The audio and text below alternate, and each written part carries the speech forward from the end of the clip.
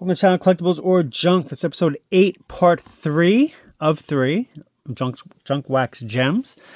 So I have here a box of cards that I labeled baseball keeps on it. These are cards I collected over the years that I thought would go up in value in the future. Majority of these cards were bought in the mid-90s when I was a teenager. However, if you watch part 1 and part 2, you saw I did collect some over the years in the 2000s via eBay and going to stadiums. So have here a 1976 disc that I bought at a card show. I believe it was in Princeton, New Jersey, in a mall. One Friday night, my dad picked me up and we went to a baseball card show in Princeton, New Jersey, and I bought that bad boy. This is prime time junk wax era gems right here. My dad and I went to the National Card Show in St. Louis in 1995, and they had this set for people that went to the show, limited to 9,995 cards, sponsored by Classic. So all the players, star players from the 95 Classic four sport sets are in here. People like Troy Aikman, Barry Bonds, to probably like Grant Hill. I'm not exactly sure. I mean, I never opened it up, but I did Google it earlier, and I saw, the names were like Dale Earnhardt, from the 5 sport sets. Big names for there. The set goes for about $20 on eBay. But that's like cream of the crop. I guess not. I'm not trying to say here, like pinnacle, peak era, junk wax era stuff. Here's a cool set I bought on eBay. Actually, no, I think I bought from the local card store back in the 90s. I loved oddball stuff, and this is a Kellogg's complete set from 1982. I never opened it up. Maybe one day I will. But that's a set I held on to over the years, thinking it might be worth some money. This here is a old Judge Signature Rookies base set. So Ruben Rivera was supposed to be a star for the Yankees. He was not. Robbie Abreu was supposed to be a star for the Astros. He was not. He was traded to the Phillies for Kevin Stocker, and he was a star for the Phillies. So borderline Hall of Fame player there. There's no one else in that set, so I'm not going to go through that set. Something I just remember from way back when. So these other guys here are throwbacks to the junk wax gem era. Oddball cards. I love oddball cards. My opinion, they should be worth more money than they are. I mean, the ones that aren't licensed, I can see not having much value, but the ones that are licensed, why are they not worth more than the regular cards, right? Think about it.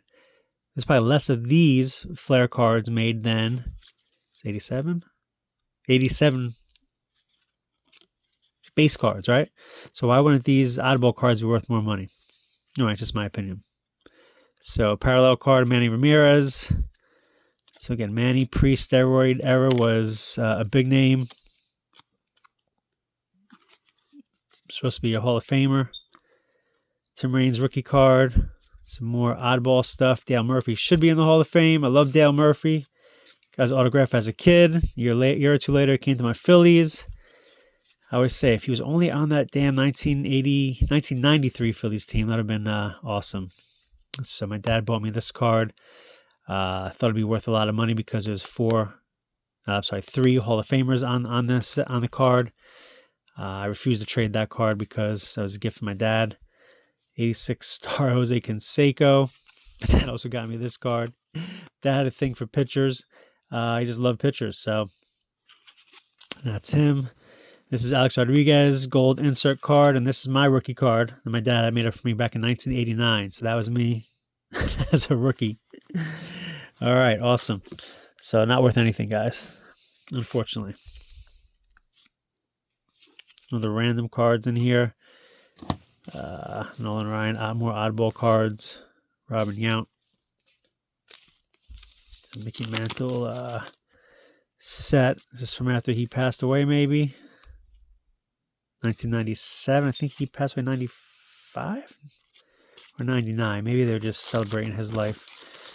But that's just, again, pinnacle junk wax era, milking all the money they can out of people trying to get rich. So anyway, these cards for the most part will be junk wax era gems.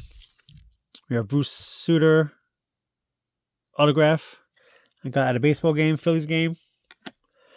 Well, these are not from the junk wax era, but I did not do a lot of buying in the 2000s. But Mike Trout in 2014 had a special Walmart card where you go to look at rack packs. You can see there's a Mike Trout card in there. I literally went to like 5 or 6 different Walmarts looking for these cards, and I think I found 2 or 3. I mean, there's 2 here. I think I feel like I bought more than 2 of them, but that's that. Muhammad Ali KO boxing cards came out 92, was it? 93? 1991. So, ironically, I bought an unopened wax box off eBay about 10 years ago. I still have that somewhere. That was from a pack or from a trade back in the 90s, that one in particular. This is a stamp, I think. Let's see. These are, yeah, Lou Gehrig stamps. How cool is that? Someone saved them for me, probably my grandfather.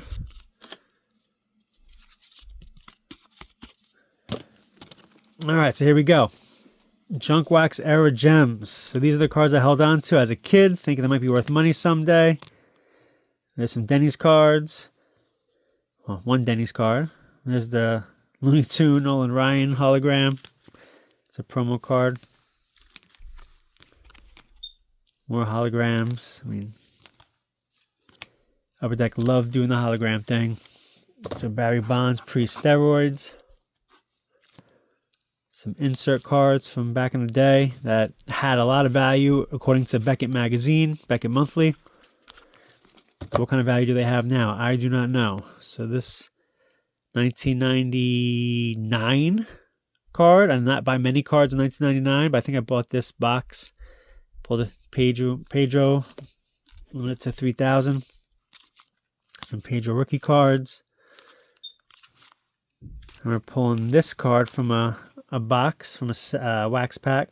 It was worth like $20 back in the day. I wonder what it's worth now. So my dad always used to buy me a complete set of tops and a wax box for Christmas every year until I moved up to Boston in 2002. He was so disappointed that I moved away.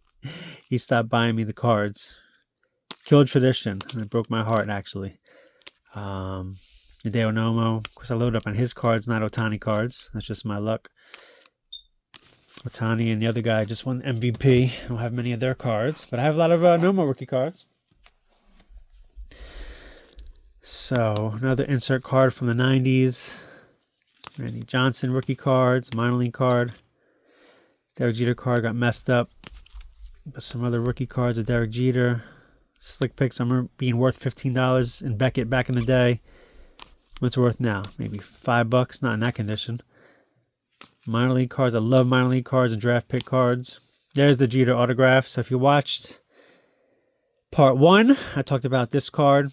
I passed up buying it at a card show for $15 as a kid because I thought I'd pull it out of a wax pack because I had boxes of those cards and I never pulled it. So I overpaid for it on eBay about 10 years ago.